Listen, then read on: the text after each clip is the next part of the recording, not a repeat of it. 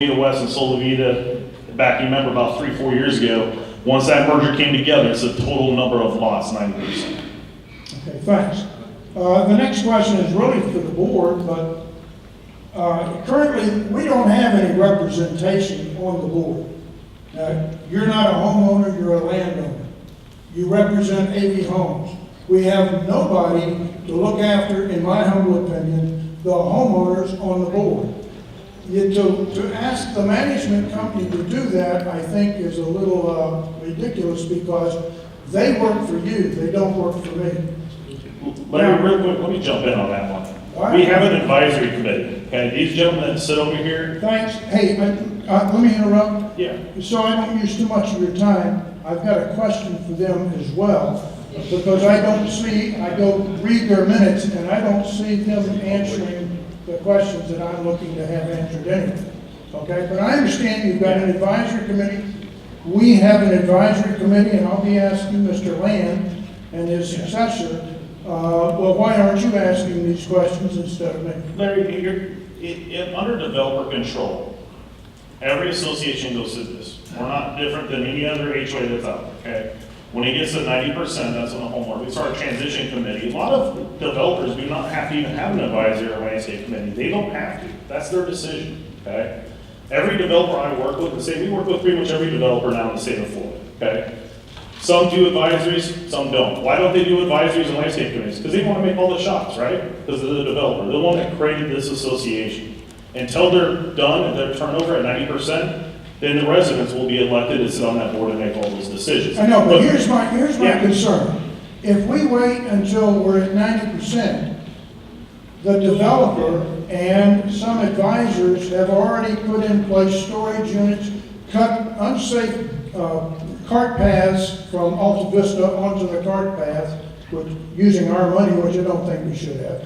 They've done things that over which we've had no say, no control.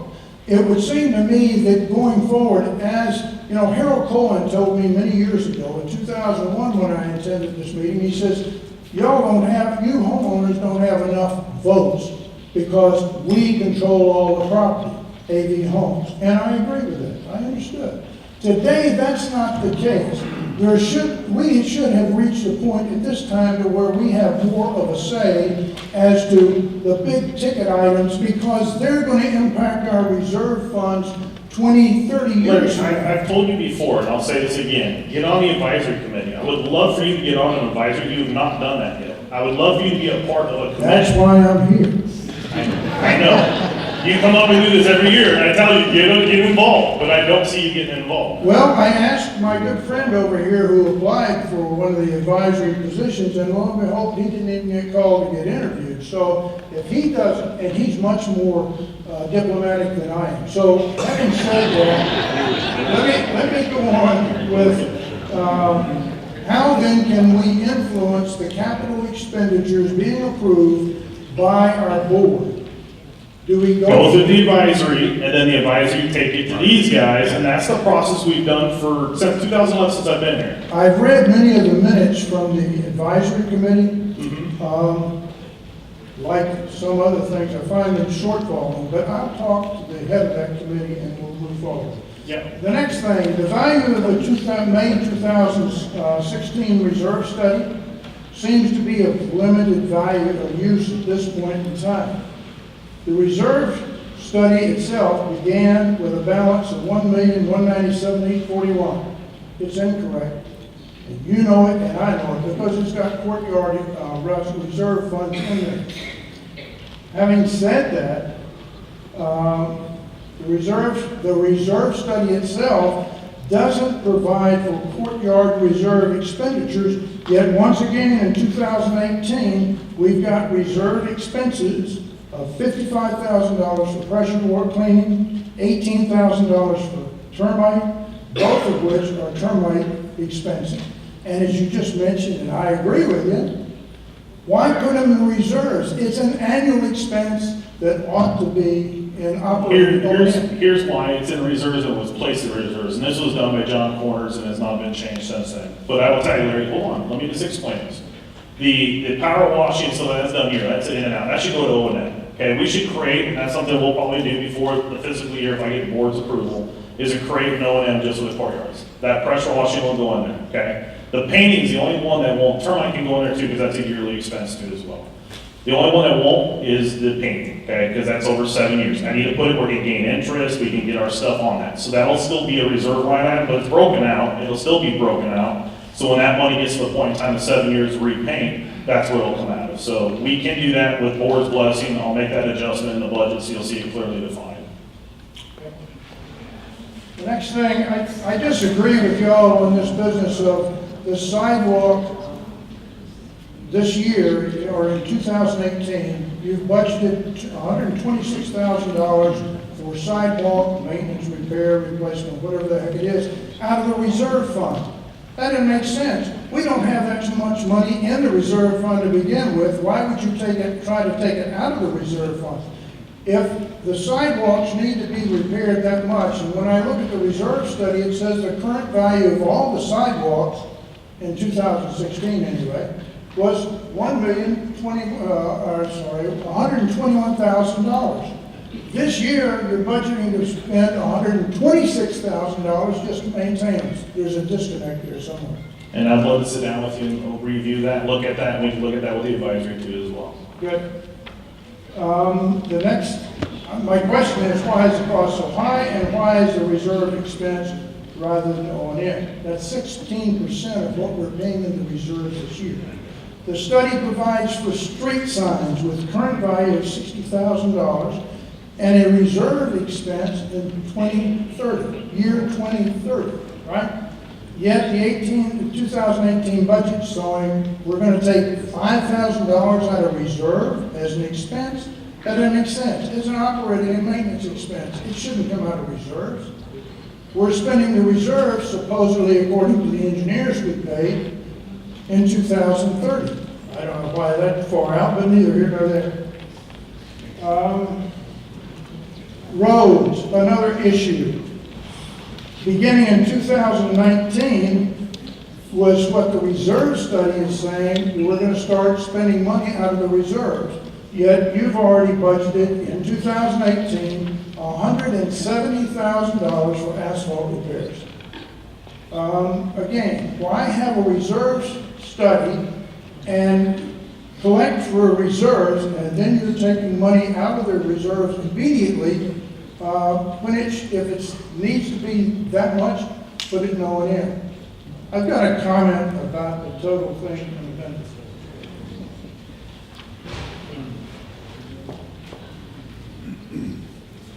I'm getting close to the bottom.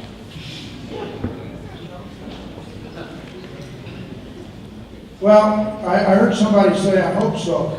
If I could get enough homeowners to raise these questions, then I wouldn't have to embarrass myself to being up here by myself. But we need to get the answers to these questions, and we're not getting them. I asked for the meeting in December of 2016, by the way. I said, let's meet with the accountants, the attorney, and a board member, or board representative, so I could go over these issues last year. I'm still waiting for the call. So that's why I'm up here today. I thank you very much for your time.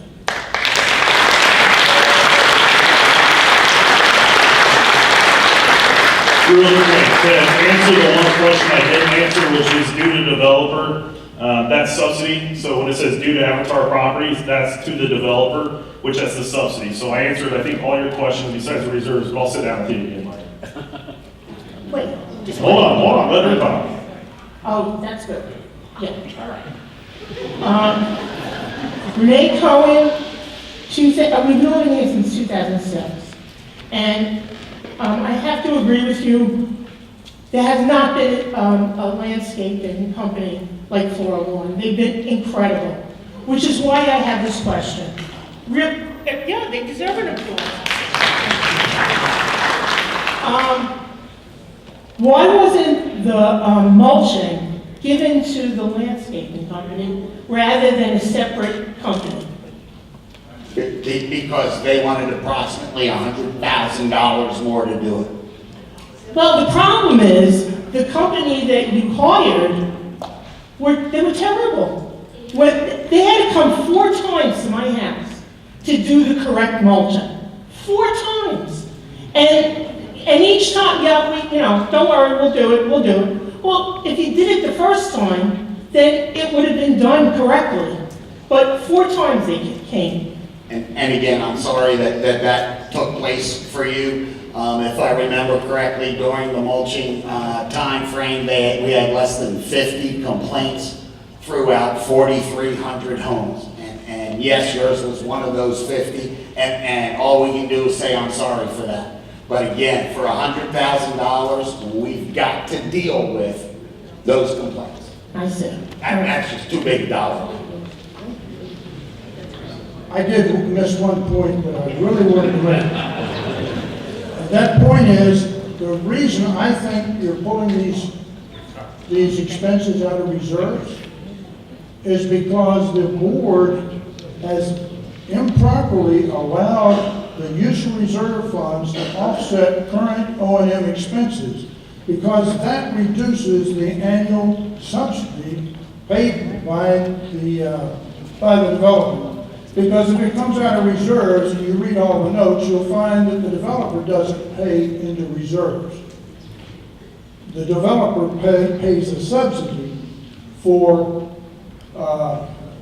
expenses that are not covered otherwise. So if you put the expenses, you pull them out of the reserve account, then it comes out of our pocket, not the developer's. If you put it back into an O&M expense, then it becomes part of the expenses for that year and goes into the subsidy that should be provided by the developer. Hey Larry, real quick on this. I want people to understand reserves, what it is meant for and how it's described in its definition of reserves. It's a useful life, okay? So this building is not in the reserve study. That's, of course, the club side. So what's in the reserve study for the HOA? Let's go through that really quick so everybody's under the understanding. You have your irrigation system, okay? So it's your pipes, your controllers, your control system, your bores, okay? When that fails, and they have useful lives, estimated useful life is what they call it on the reserve study. When that comes, it may come tomorrow. Who knows, it may come 10 years from now. We do not know that, right? So if it comes tomorrow, I need to spend that money. I don't wait until 10 years to spend it because that controller went bad or those pipes went bad. So that's what that is. You have the irrigation system. You have the main gates.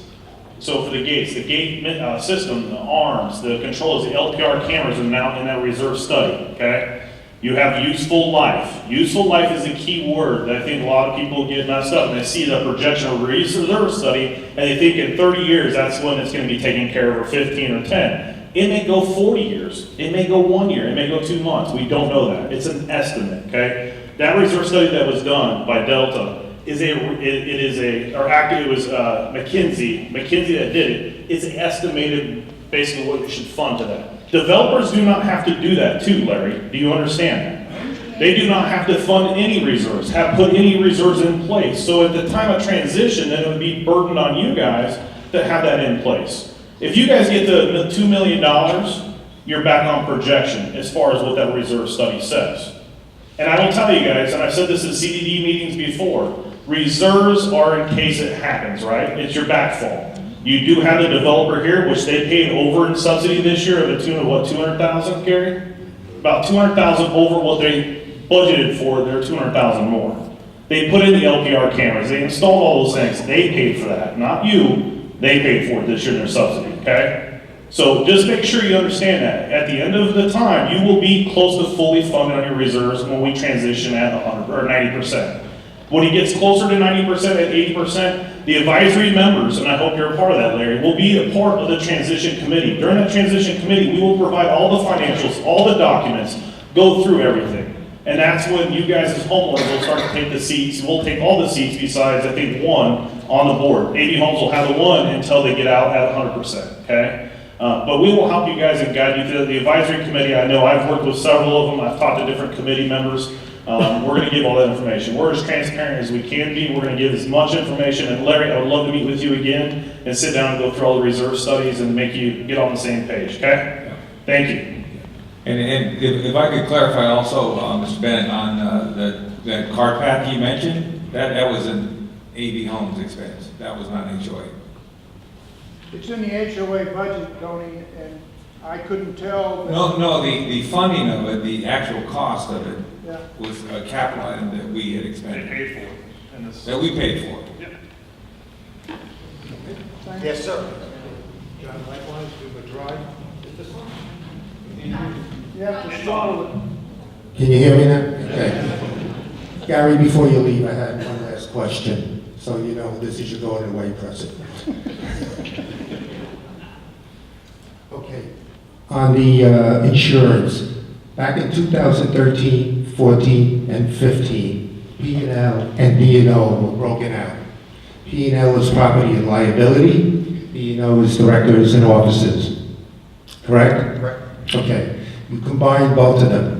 I would like to see in the future, and even for this budget, broken out, so we can have a comparison. On the property and liability, what insurance companies covering our community, number one? Two, what are the limits, and do we have catastrophic cover? God forbid something really happens here, let's say like a tornado runs right through Solivita. Number two, directors and officers. Who are we covering for directors and officers, and what are we covering? Because it wasn't included in the explanation. We'll get you answered. Yeah, let me see. The property and liability insurance, basically, as you guys saw with the hurricane cleanup, and tornado does not cover an act of God, okay, which is your lightning, tornado, hurricane, all that stuff. Well, on hurricanes, even on our homeowners, we have a deductible, and then we are covered for any of the assets. So therefore, any of the assets that the homeowners are. Correct. If like the signs, we're getting money back on the street signs. We're getting, if one of the buildings, like the guardhouses, remember, it's not these buildings, but the guardhouses, that would have got damaged, yes, we would have got money back on that. The trees themselves, the oak trees, we get no money for that. That's right, and I understand that from the landscaping. Even though you could write an amendment, or you can get a codicil to the insurance if you're willing to Yeah, pay for and it. if you want to come in, this week, Tyler, myself, will get you the insurance, you can look through the deck pages. Yeah. The director and officer insurance protects these guys. So, Why? what's that? Why? It's always that way. Any HOA you have set, it's by statute, I had to have D&O insurance to protect these guys in case of lawsuit from you or somebody else, that if they did something wrong or whatever, it's gonna protect us. But by statute, should AV Homes protect these gentlemen? What's that? Shouldn't AV Homes protect them? Yeah, they're, not when they're actually the board member. So they're the developer, they're a board member of the HOA, okay? For board member activity. Activities? Yes, board member activities, it's just, into the So HOA, that's- it's all HOA matters only, that's the So only thing that's that's if one protected. of them, so that's if one of them pilfers the fund, then we're covered. Correct, you're covered by that. Okay.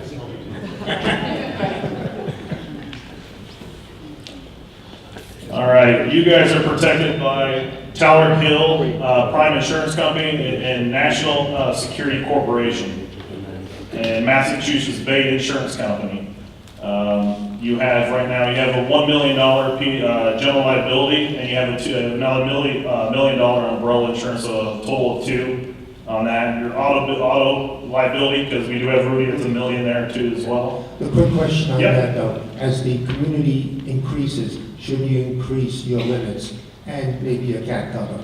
If we had more amenities and stuff, yes. No, not with just, like I was telling you, it's the irrigation system, it's the guardhouse, it's the guard gates, okay? Your roads and streets, these limits should be fine. We have an HOA insurance agent, out of Orlando, who does all of Florida properties. He comes out and does physical inspections, they go out here and look at everything. They give us the recommendations of what our insurance should be, and then they go out and quote that and shop it for Okay, us. as long as they keep it up and continuous. The other question is, and I asked this for last year, and you may want to take a look at this. This is an analysis of the budget. And this one showed 2014 actual, 2015 budget, 15 actual versus October 31st actuals for that year, and projected 2015, like year end, like you were talking about, estimates for year end, and then the next year's budget.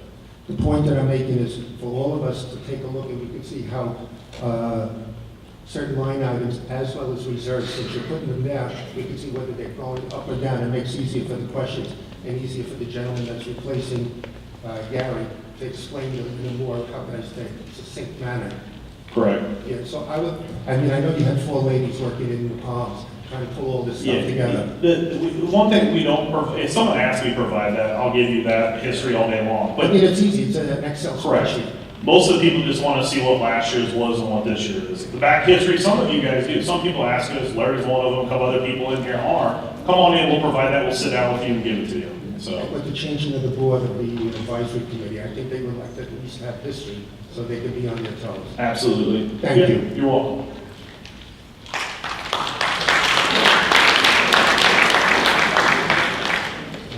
Ray Harkins, I've been a resident for 6 months at 106 Acadia.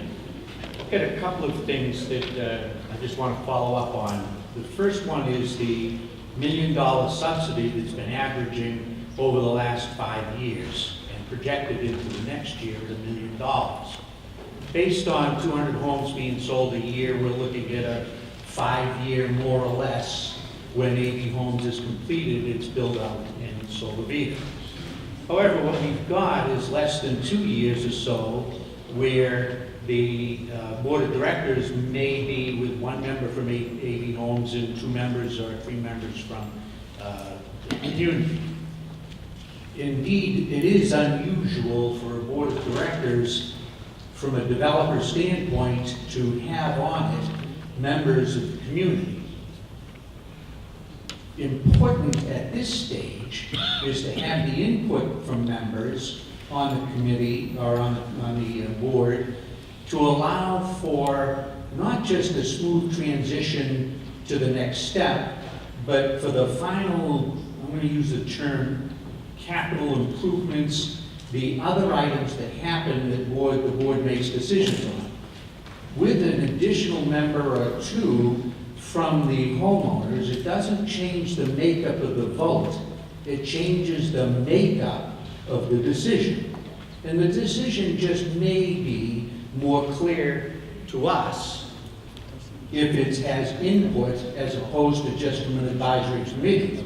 I would strongly suggest that this board look at adding 2 members from the community to work on the board without changing the makeup of the voting, but much rather have the community say in the decisions that are made over the next 3 years or so. But it'll also help with the transition from a builder board to a homeowner board. They'll know what to do and how it's done. My second thought is, there was a movie a while ago, and I think the name of it was Blaze. And I remember a scene with a mother on the front porch of a house saying to her daughter, "Don't ever trust any man that says, 'Trust me.'"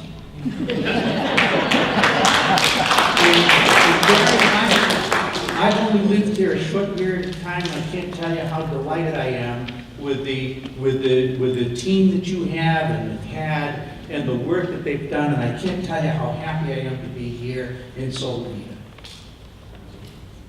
But I want to see proof. And what I'm going to ask is that the board task a budget committee to futurize the date year, and obviously nothing's real, but futurize the year that it gets turned over and the subsidy stops. Now, it's too easy to sit and say that that $1 million, when it goes away, will be covered by the extra homes, but that $1 million has been going on for 5 years and projected for next year, and I just as soon see somebody say, here's what it might look like with the increase in costs that we have, the increase in repairs and so forth that would be coming under. It would make me a little bit more happy to know that that surprise wouldn't happen. I will, starting in January, it's a great point, and I was just sitting here thinking about it, in January, I'd like to sit down with you, Larry, who else wants to sit down with me? We'll go through that, we'll pull out all the financials, we get the background with you, I'll sit down a couple meetings if we need to, So you can see that forecast. I have the build-out budget, what that looks like at completion of the remaining lots that are here. So we can go through that. So you guys have trust in me and what I just said, that I believe that it is correct. And you'll have an excess cash flow, and you'll get to see that excess cash flow once we take the remaining lots out and what we expect that expense will be for landscape and the additional homes coming on, what that number really looks like. So I'd love to sit down with you guys. I have my business card if you want to come up and get it. That way we can organize a meeting, and then you guys can come back and report back. We'll do an email blast with Tyler and the team. Here's what it looks like. Here's what that forecast looks like, and it is going to be good. When we turn over, we will have excess cash there to cover. Thank you, and I would love to do that. Okay. The last item that is of a huge concern to me is the reserve budget. The reserve budget, this is the first year, I think, that the homeowners association has addressed it in any positive fashion. And by that I mean having on the budget sufficient amount to increase the reserves a significant amount to bring it up to less than it should be, but closer to what it should be. I think that we would ask that the HOA and the budgeting committee look seriously at the amount of reserves that are necessary on a monthly basis from each unit in order to continue to have the reserves available so we don't have to go through another event with a surprise at the end. And as we get a little bit older, as we're seeing, and with the sidewalks for next year and the irrigation and all of those other things, I would like to think that we're spending just a little more time on the reserve than we have been, and a whole lot more attention to that issue. Thank you.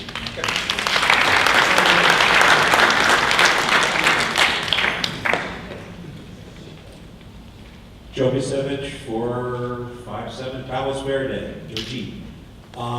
Just a quickie on the reserve issue, and I put a post on Nextdoor indicating that Larry and I have had at least 5 meetings, I would say, wouldn't you say, to go over reserves and financials and stuff. And Dan's been in one of these meetings, and I can assure everybody in this room that the effort put forth by everyone on the management team and AV to try and bring the information from the past to the present has been extraordinary. The information hasn't been there, the digging has been there. Some of these meetings have taken an hour and a half to 2 hours to go over this stuff. Gary did a lot of digging to look for information. And I just want to thank all of you for putting forth the effort to get us where we are, because the comments today really, really clearly demonstrate how important the reserve issue is. Thank you. Thank you. Thank you. And with that, with those selected, if you want to be on the reserves, I'd like to go through those with this committee too as well. One thing I want to say about reserves, guys, and I think it hasn't been said yet, when you have a hurricane damage like we had, that's typically not a reserve item. Do you guys understand that? So when you say prepare, make sure for a national disaster, it's not what it's meant for. It's meant for when that item fails. Okay, so when you have that gate arm go down, or sidewalk need replaced, or whatever it may be, but it's not for fallen trees and stuff like that. So I just want to clarify that. I'm Terry Gway, and I live at 1319 Manea Canyon Drive. Just a couple of, I think, relatively simple questions. Can you please clarify the basis for the fee schedule that's in the packet? What the differences? The differences are based solely on the size of the home site and as they impact the maintenance of that home site. That's why they're different. Okay, in addition to that, does it take into account, say, a smaller neighborhood versus a larger neighborhood in number of lots? No, quantity has nothing to do with it. It is based solely on the size of the home site. 30 foot, 40 foot, 55, 65, 80 foot. Those ranges are price differentials we get from the landscape company. Okay, second question. In your discussion, you had mentioned that it's approximately a 4.5% increase this year in the dues. Does that include? Not the dues, I think it was in salaries is what I was referring, not the dues. Okay. It was salaries and wages, yeah. Then what is the overall increase projected as far as the dues? I mean, what the dues are, what the sheet you have. Did I do a calculation? No, I did not. I'm assuming it's 10 to 12? Okay, my calculation says about 11%. Okay. But it's my understanding that normally HOAs and budgets stay within the 5%. And you're absolutely correct. That is the goal across the board. Two things adversely impacted that. The one was getting the reserve contribution to comply with state statute. Once you have, Craig mentioned about the reserve study, and that developers don't always do one, or they don't always make sure that the reserves get funded. Once you do one, you are required by state statute to adhere to it. The fact that reserve study calls for a $14.50 contribution per home is what increased the dues by $9.50. The other $5.53 is the hurricane. So almost all except for $2.50 is what was earmarked for O&M. That's it. Okay, one last thing. Thank you very much for your forthcoming and all the information and answering all the questions. I've only been here about a year and a half. I've talked to you several times, and I really appreciate how you followed up and did your job. Thank you. Thank Good you. luck.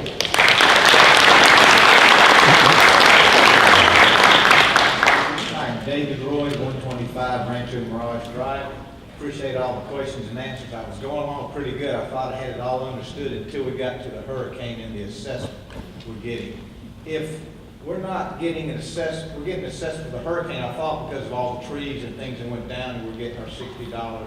But that has nothing to do with reserves, and AV Homes has control of the budget and all the expenses, and it's nothing to do with reserves. Why are we getting an assessment? I guess I don't understand that. Yeah, so the 200 and some thousand is getting pulled out of reserves, because you heard Donovan Brown saying the stumps are being removed, starting to place that, so that's where it's coming out of. And then that 18 figure that we put in there as an expense will basically fund back reserves that amount. Does that make sense? But I thought you just told me that when we have hurricane damage, that should. You could do a loan. So if it's coming out of O&M, how come that's not being made up with the normal subsidy that AV Homes pays if that's not covered under reserve funding? So you're asking the question. You're asking the question, why aren't they footing the whole bill? Yeah, because We're going forward and they're footing the 10% per the notification that went out. Their subsidy represents 10% of the 2017 budget. That's what they are funding as a subsidy. They are also doing that 10% funding on the hurricane damage expenses with the balance, just like the budget is, with the balance being equally distributed amongst the residents. Well, that's where I was earlier. Once we said the damage to the trees would be covered under future reserves, that's where I got confused if it was an O&M expense or a reserve expense. Yeah, and it's basically, I'm just saying, when in reserves, you don't have replacing the trees, if that makes sense. It's not in there. We're using a loan, instead of special assessing you guys, because that would have been the other option. It's putting a special assessment out, mailing it all out to you guys, and we have to disclose it on either resales and new sales, you have to disclose it. So that's why we don't do that. That's one thing, reason why we don't want to do it. So putting in a 2018 operation budget to basically pay back that loan to reserves, because that's what it is, it's a loan, pay it back so we fund back that money in there. Or we do a special assessment to everybody in this room. It's either or. Okay. I'm not sure I get all that, but maybe we'll have to have a conversation later on. I don't think it quite makes sense to me. Martin Vogel, 1022 Solivita Drive. The reserve, is it a paper entry or is it a bank account? The reserve is a bank account. Okay, so you said previously that up until 2011, Greg, you know a start, you don't know where the money is going with your predecessor before you. If the money goes out of the bank account, it's gotta have a paper trail. So where's the paper trail with the money? That what he was referring to, if I'm correct, was the separation between the courtyard reserve and the general fund reserve, and how much should be attributed to the courtyard reserve. We know how much is sitting in the bank. It isn't gone. The question that came up, am I understanding it right, Larry? Okay, the question that came up was that there is a courtyard reserve with a small amount of money in it, and there is a general fund reserve, but they have been pulled together. And we don't know, we don't have the records to separate that accurately Okay. today. I understand this. I understand this, but what I'm saying to you is, the predecessor before you stated, you don't know where the records are or where the money went. Not that we didn't know where the money went, we don't know how to separate the courtyard expense contribution from the general fund. That's all we were referring to, was that question, sir. Had nothing to do with how money was spent. It was a separation of those two entities. Okay, thank you.